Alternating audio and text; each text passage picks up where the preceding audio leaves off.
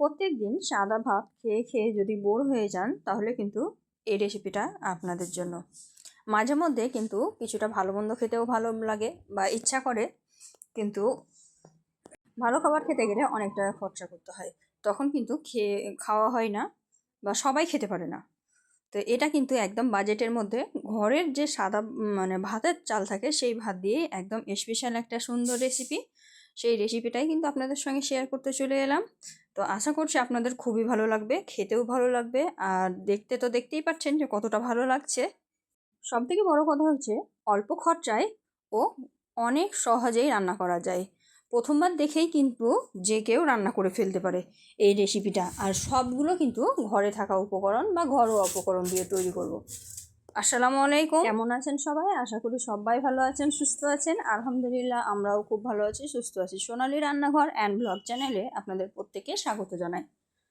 আজকে আমি ঘরোয়া উপকরণ দিয়ে ঘরের সাধারণ চাল দিয়ে তেহেরি রান্নার রেসিপি আপনাদের সঙ্গে শেয়ার করব, যেটা দেখতেও খুব সুন্দর হবে, খেতেও কিন্তু খুব সুন্দর হবে, আর ছোট থেকে বড় যেই খাবে সেই কিন্তু প্রশংসা করবে। তো চলুন দেখে নেওয়া যাক আজকের রেসিপিটা কিভাবে আমি তৈরি করেছি। তো কোনো কিছু আমি রেডি করা দেখাইনি, একদম ডাইরেক্ট রেসিপিতে চলে এসেছি। আমি জানি যারা রেসিপিটা তৈরি করবে তারা কিন্তু প্রথমে সম্পূর্ণ রেসিপিটা দেখবে, তারপরেই তৈরি করবে, তাই কী কী লাগবে তারা কিন্তু সেখানেই দেখতে পাবে। তাই ভিডিওটা যাতে খুব বেশি বড় না হয় তার জন্য শর্টের মধ্যে করার জন্যই কিন্তু আমি ডাইরেক্ট রান্নাতে চলে এসেছি। রান্না করার জন্য প্রথমে কড়াইয়ে দিয়েছি আমি সর্ষের তেল দিয়ে রান্নাটা করলে সব থেকে বেশি ভালো হয়। সর্ষের তেল দিয়ে আমি এখানে চিকেনটাকে দিয়ে দিয়েছি। চিকেনটাকে হালকা ভেজে নেব, খুব ভাজবো না, খুব লাল লাল করেও ভাজবো না, আবার কাঁচাও রান্না করব না, হালকা ভেজে নেব।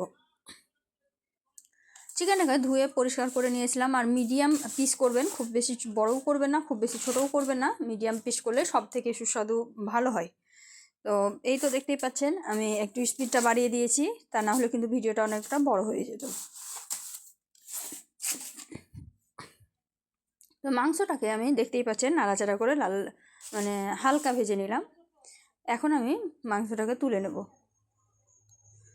মাংসটাকে তুলে নিলাম তেল ঝরিয়ে, আর আমি যে তেলটা দিয়েছি এই তেলটাতেই সম্পূর্ণ রান্নাটা কমপ্লিট হবে, খুব বেশি তেলও লাগবে না, তেল অল্প তেলেই রান্নাটা করব।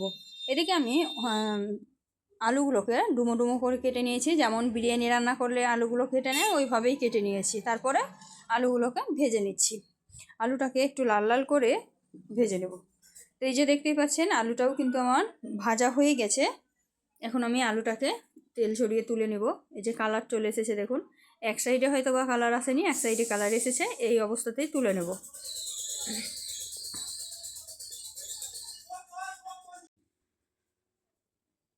আলু ভাজা যেহেতু হয়ে গেছে তাই আলুটাকেও তেল ঝরিয়ে তুলে নিলাম, আর এই তেলেই কিন্তু সম্পূর্ণ রান্নাটা করব। এই যে এখন এই তেলের মধ্যে দিয়ে দিব একটা পেস্ট। এই পেস্টের মধ্যে আছে আদা, রসুন আর পেঁয়াজ একসঙ্গে পেস্ট করে নিয়েছি। আমি যখনই হাতে সময় কম থাকে আর কিছু ভালো কিছু খেতে ইচ্ছা করে তখনই কিন্তু এই রেসিপিটাই তৈরি করি। তার জন্য কিন্তু আমি এখানে কোনো রকমের পেঁয়াজ কাটা বা কোনো কিছু ব্যবহার করব না, ডাইরেক্ট একদম সব কিছুকে পেস্ট করে নিয়েছি, পেস্টটাই ব্যবহার করব। এতে করে খুব তাড়াতাড়িতে মশলাটাও রেডি হয়ে যাবে আর সুন্দর রেসিপিটা তৈরি হয়ে যাবে, খুব বেশি সময়ও লাগবে না। মশলাটাকে আমি সুন্দরভাবে ভালোভাবে কষিয়ে নিচ্ছি দেখুন। এখন আমি এর মধ্যে অ্যাড করছি শুকনো মশলাগুলো। তার মধ্যে দিয়ে দিলাম জিরা ধনিয়া পাউডার, দিয়ে দিলাম লঙ্কা গুঁড়ো, দিয়ে দিলাম দারচিনি, এলাচ আর মোটা এলাচ, ছোটো এলাচ মোটো এলাচ দুটোই দিয়েছি। আমি কিন্তু অল্প অল্প ব্যবহার করেছি, আমি খুব বেশি ফ্লেভারফুল পছন্দ করি না, তাই হালকা হালকা ব্যবহার করেছি, আপনারা আপনাদের মতো ব্যবহার করবেন। আর এদিকে হলুদটা দিয়ে দিলাম, দিয়ে ভালোভাবে নাড়াচাড়া করে দিলাম। হলুদের পরিমাণটা অল্প পরিমাণে দিয়েছি যাতে কালারটা সুন্দর আসে, আর এখানে কিন্তু আপনারা চাইলে কালারটা স্কিপ করতে পারেন। দিয়ে দিলাম লবণের কিছুটা পরিমাণে লবণ, যদি আবার লাগে তখন কিন্তু আবার দেব। আর যেহেতু টমেটো দিয়েছি, টমেটোটাকে একটু গলিয়ে নেব, তার জন্য এখানে আমি সামান্য পরিমাণে জল অ্যাড করব। জল অ্যাড করেই মশলাটা কষাবো। দেখতেই পাচ্ছেন তেল ওপরে উঠে এসেছে, এটা মশলাটা কিন্তু হয়ে এসেছে, আর টমেটোটা একটু গোটা গোটা আছে, এই টমেটোটা একটু গলিয়ে নেব, তার জন্য এখানে জলটা মূলত আমি ব্যবহার করব।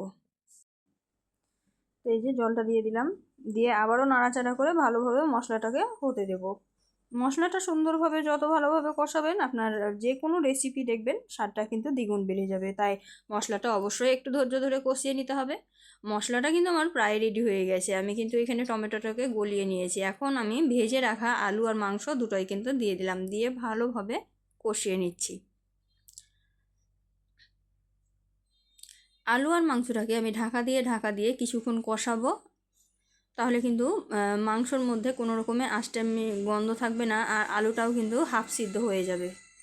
তো এই যে আমি ঢাকা দিয়ে কষিয়ে নিয়েছি। খুব সুন্দর একটা কালার এসেছে দেখুন। এটাকে কিন্তু ঢাকা দিয়ে বেশ কিছুক্ষণ আমি রেখেছিলাম হালকা আঁচে। এতে করে মাংসটা খুব সুন্দর সিদ্ধ হয়, মানে আলুটাও খুব সুন্দর সিদ্ধ হয়, আর মাংসর মধ্যে যে একটা আঁচটে ভাব থাকে সেটাও কিন্তু চলে যায়।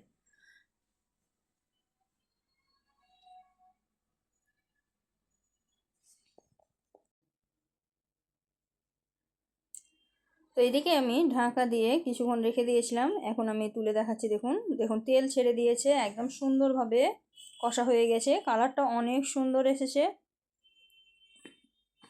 এইভাবেই ঢাকা দিয়ে কিছুক্ষণ রান্না করে নিয়েছেন, তেল পুরোপুরি ছেড়ে দিয়েছে। এখন কিন্তু চালটা অ্যাড করে দেবো। চালটা কিছুই করতে হবে না, চালটাকে আমি শুধুমাত্র ধুয়ে দিয়ে দিয়েছি। আপনারা চাইলে এটাকে ভিজিয়ে রেখে দিতে পারেন, তাহলে কিন্তু আরও তাড়াতাড়ি হয়ে যায়। তো আমি ভিজিয়ে রাখি না, আমি এরকমই দিয়ে দিই। তো চালটাকে 2 থেকে 3 বার আমি ভালোভাবে ধুয়ে নিয়েছি, তারপরে চালটা অ্যাড করে দিয়েছি। এখন নাড়াচাড়া করে মিক্সড করে দিলাম। তো যে নাড়াচাড়া করে মিক্সড করে দিলাম ভালোভাবে। এটাকে কষাতে হবে না, বা এক্সট্রা কোনো তেল বা কোনো মশলা আর ব্যবহার করতে হবে না, যা মশলা ব্যবহার করেছি। এখন এটাকে আমি কিছুক্ষণের জন্য মানে জল দিয়ে ঢাকা দিয়ে রেখে দেব। তো এই যে আমি একদম ভর্তি করে জল দিয়ে দিলাম, দিয়ে এটাকে মানে হাই আঁচে ফুটিয়ে নেব। তো 5 মিনিট মতো আমি ঢাকা দিয়ে হাই আঁচে ফুটিয়ে নিয়েছি। তার মধ্যে দেখুন জলটা অনেকটা টেনে গেছে, আর এই যে চালটা দেখুন এখনও কিন্তু এটা সম্পূর্ণভাবে হয়নি। যতক্ষণ না ভাতটা আপনার হাফ সিদ্ধ হয়ে যাবে ততক্ষণ পর্যন্ত কিন্তু আপনি হাই আঁচে রাখতে পারবেন। যখন দেখবেন যে আপনার ভাতটা মানে হাফ সিদ্ধ হয়ে গেছে, তখন আপনাকে হালকা আঁচে এটা তৈরি করতে হবে। এই যে আমি ভালোভাবে নাড়াচাড়া করে দিলাম, ভালোভাবে নাড়াচাড়া করে দিয়েছিলাম, নাড়াচাড়া করে দিয়ে আবার ঢাকা দিয়ে দিয়েছিলাম। আর ভাতটা কিন্তু অর্ধেকটা মনে হচ্ছে হয়ে গেছে, তার জন্য এখন আমি এখানে গাজর কুচি, ক্যাপসিকাম কুচি, টমেটো কুচি আর বিনস কুচি কুচি করে কেটে দিয়ে দিয়েছি। আপনার হাতের কাছে যত রকমের সবজি থাকবে সেগুলো কিন্তু দিয়ে দেবেন। এভাবে দিয়ে নাড়াচাড়া করে নেবেন। দেখুন জলটা কিন্তু অনেকটা শুকিয়ে এসেছে। এখন আমি এটাকে ঢাকা দিয়ে হালকা আঁচে রাখবো।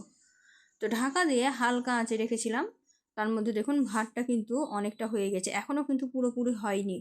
এখন আমি এর মধ্যে ওপর থেকে দিয়ে দিচ্ছি ঘি, 2 চামচ ভরে ভরে দিয়েছি। আর ওপর থেকে দিয়ে দিলাম ধনিয়া পাতা, দিয়ে দিলাম কয়েকটা গোটা লঙ্কা, কাঁচা লঙ্কা, আর দিয়ে দিলাম একটু বিরিয়ানি মশলা। দিয়ে আমি এটাকে ভালোভাবে নাড়াচাড়া করব। আর এই পর্যায়ে কিন্তু গ্যাসের আঁচটা একদম হালকা আঁচে থাকবে। তো ভালোভাবে কিন্তু আমি নাড়াচাড়া করে মিক্সড করে দিলাম। দেখুন এখনই কতটা ঝরঝরা মনে হচ্ছে, আর এটা কিন্তু আরেকটু হবে। তো এটা সম্পূর্ণ ঢাকা দিয়ে রেখে দিতে হবে হালকা আছে 5 মিনিট মতো। 5 মিনিট মতো ঢাকা দিয়ে রেখে দিয়ে তারপরে কিন্তু গ্যাসের আঁচটাকে বন্ধ করে দিয়েও 5 মিনিট মতো রেখে দিতে হবে, তাহলেই কিন্তু ভাতটা একদম পারফেক্টভাবে হয়ে যাবে। তো ভালোভাবে নাড়াচাড়া করে দেওয়ার পরে আমি একটু চেক করে নিয়েছিলাম, একটু লবণটা কম লাগছিল, তার জন্য লবণটা আবারও আমি দিয়ে দিলাম, দিয়ে ভালোভাবে নাড়াচাড়া করে দিলাম। দেখুন ভাতটা কিন্তু একদম ঝরঝরে হয়েছে, কত সুন্দর লাগছে। এটা কিছুক্ষণের জন্য ঢাকা দিয়ে রেখে দেবো। তো ঢাকা দিয়ে রেখে দিয়েছিলাম, আর এখান থেকে কিন্তু আমি 2 জনকে খেতে দিয়ে দিয়েছিলাম, তাই একটু কমে গেছে। এখন আমি এটা তুলে পরিবেশন করে দেখাচ্ছি আপনাদেরকে। দেখুন থালাতে কত সুন্দর ঝরঝরা হয়েছে দেখুন।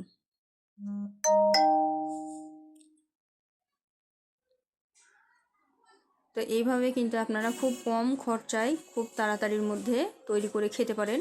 তাহলে কিন্তু এখানে আত্মীয়তাও রক্ষা হবে, মান সম্মানও বজায় থাকবে, আর খুব অল্প উপকরণে অল্প খরচায় কিন্তু খুব ভালো একটা খাবার খেতে পারবেন। আর এটা কিন্তু খুব সময়ও লাগে না তৈরি করতে।